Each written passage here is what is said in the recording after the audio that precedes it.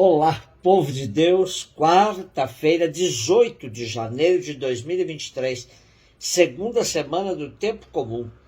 A nossa reflexão de hoje é a partir de Hebreus 7, de 1 a 3, 15, 17, Marcos 3, de 1 a 6. Irmãos, Melquisedeque, rei de Salém, sacerdote de Deus Altíssimo, saiu ao encontro de Abraão quando esse regressava do combate contra os reis e o abençoou. Foi a ele que Abraão entregou o dízimo de tudo. E o seu nome significa, em primeiro lugar, rei de justiça e depois rei de Salém, o que quer dizer rei da paz. Sem pai, sem mãe, sem genealogia, sem início de dias nem fim de vida. É assim que ele se assemelha ao Filho de Deus e permanece sacerdote para sempre. Isso se torna ainda mais evidente quando surge um outro sacerdote semelhante a Melquisedeque, não em virtude de uma prescrição de ordem carnal, mas segundo a força de uma vida imperecível. Pois, diz o testemunho, tu és sacerdote para sempre na ordem de Melquisedeque. Como já dissemos, a carta aos Hebreus é o único livro bíblico que chama Jesus de sacerdote. Porém, nosso autor quer distinguir bem o tipo de sacerdócio de Jesus dos demais sacerdotes do Primeiro Testamento. Por outro lado, como chamar Jesus de sacerdote se ele não pertencia à tribo sacerdotal, à tribo de Levi? Daí que entra em cena Melquisedeque, uma figura enigmática que aparece uma única vez no livro de Gênesis, abençoando Abraão e recebendo deste o dízimo. O nome de Melquisedeque já é muito emblemático. Sedeque vem de Sedacá, que significa justiça. Assim, o nome de Melquisedeque significa rei da justiça. E se diz que ele é rei de Salém, que tem a mesma raiz de Shalom, que significa paz. Sendo assim, Melquisedeque é rei da paz e da justiça. Jesus, segundo a carta aos Hebreus, é sumo sacerdote segundo a ordem de Melquisedeque, isto é, segundo a ordem do rei da justiça e da paz. Interessante ainda ressaltar que nosso autor destaca que Melquisedeque é sem pai, sem mãe, sem genealogia, sem princípio de dias, nem fim de vida. Isso quer dizer que o sacerdócio de Cristo, além de perene, é totalmente novo, é inédito. E a grandeza de Melquisedeque é tanta que até o patriarca Abraão lhe pagou o dízimo.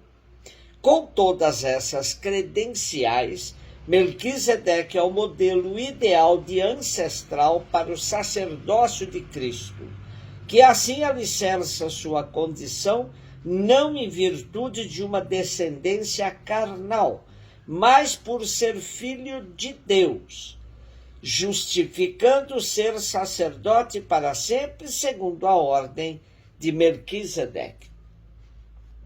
Olhando a vida prática de Jesus, deduzimos realmente que seu sacerdócio não tinha paralelo com os demais sacerdotes que vinham da tribo de Levi. O sacerdócio de Jesus se identifica com a diaconia, isto é, com o serviço aos irmãos e irmãs. É um sacerdócio identificado com a situação real de seu povo, igual em tudo, exceto no pecado. Um sacerdote que chora com quem chora, ri com quem ri, se alegra com a evidência do cumprimento da vontade do Pai e se irrita quando esta vontade é contrariada. Verdadeiramente um pastor com cheiro de ovelhas. Marcos 3, de 1 a 6. Jesus entrou de novo na sinagoga. Havia ali um homem com a mão seca. Alguns o observavam para ver se haveria de curar em dia de sábado, para poderem acusá-lo. Jesus disse ao homem da mão seca: levanta-te e fica aqui do meio.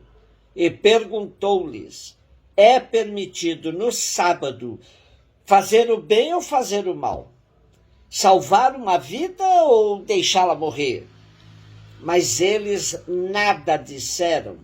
Jesus então olhou ao seu redor cheio de ira e tristeza, porque eram duros de coração, e disse ao homem: estende a mão. Ele a estendeu e a mão ficou curada. Ao saírem os fariseus com os partidários de Herodes, imediatamente tramaram contra Jesus a maneira como haveriam de matá-lo. Temos hoje mais um relato de cura realizada por Jesus que deveria ser motivo de alegria, pois é um sinal de que a vida é mais forte do que a morte. Porém, os observantes da lei não conseguem ver a presença santificadora de Deus nesse gesto. Tão obcecados estão pelo cumprimento de uma regra mal interpretada. Jesus cura num dia de sábado, dia prescrito por lei para o descanso e não para o trabalho. Ora, tal lei, quando surgiu, tinha na sua raiz o bom propósito de levar o povo a observar uma pausa semanal na dura lida do dia a dia. Imaginemos um escravo que pudesse descansar um dia para restaurar suas forças. E nesse dia deveria se voltar ao Senhor para agradecer pelo dom da vida. Daí o título de Dies Domino, isto é, Dia do Senhor. Ótimo! A lei é boa, tem fundamento bíblico, pois o relato da criação diz que Deus criou tudo o que há em 6 dias e no 7º descansou. Ora, se até Deus respeitou o dia de descanso, muito mais nós, suas criaturas, deveríamos fazê-lo. Acontece que quando se faz uma leitura fundamentalista das prescrições legais, tirando como conclusão que até o bem se deve evitar nesse dia, já resvalamos no fanatismo religioso. O fanático está impedido de interpretar com clareza a realidade em que está metido. Vê tudo pela ótica de sua ideologia construída a partir de uma mentalidade moral e religiosa rígidas. Impressionante a barreira ao relacionamento que o fanatismo cria nas pessoas. Impede o diálogo e a convivência amorosa tão querida por nosso Senhor. Pior mesmo é que o fanatismo leva a desejar até a morte do outro. Transforma adversário em inimigo e lhe decreta a morte. Os fariseus e os partidários de Herodes, frente à atitude livre de Jesus de curar o homem de mão seca, imediatamente tramaram a maneira como haveriam de matá-lo. Jesus faz o bem, os fanáticos planejam o mal. Jesus resgata a cidadania do pobre homem que tinha a mão seca. Os fanáticos queriam manter o homem segregado do convívio social. Jesus reintegra o homem no grupo dos adoradores a Deus, pois curado podia participar do templo. Os fanáticos lhe fecham a porta do templo e decretam sua condenação. Jesus acolhe, ama e abre as portas da salvação.